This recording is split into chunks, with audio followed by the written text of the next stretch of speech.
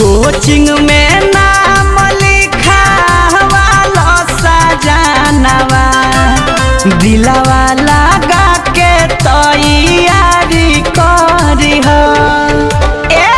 छोड़लो पढ़ाई लड़ी कहिए मेरा जीता पढ़ लिख के नौकरी तू तो भारी करी हो।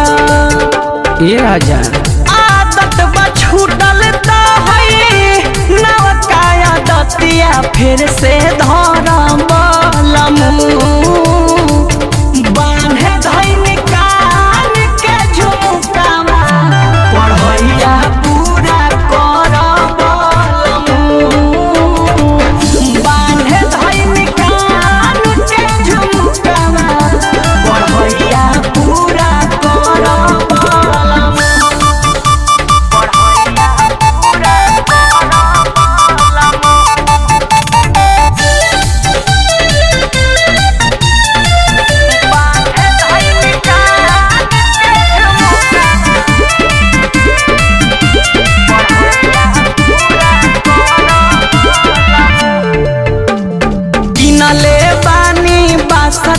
सत्ता धरी है स्कूल के टेंशन जानी ली हो कवनो पढ़ी हो राजा खुल के।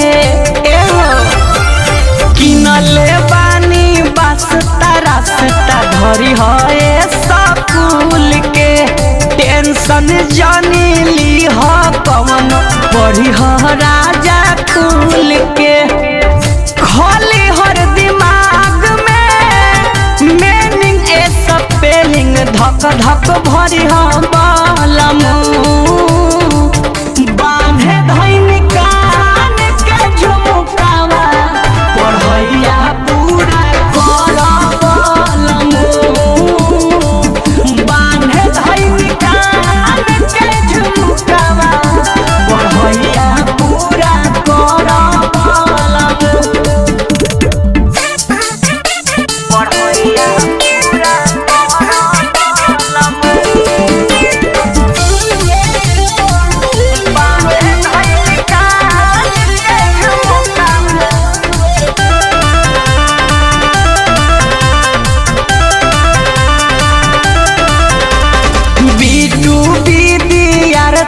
बलम कल तैयारी हो लेके अइनी 3 किता वाला टिपन करी हो।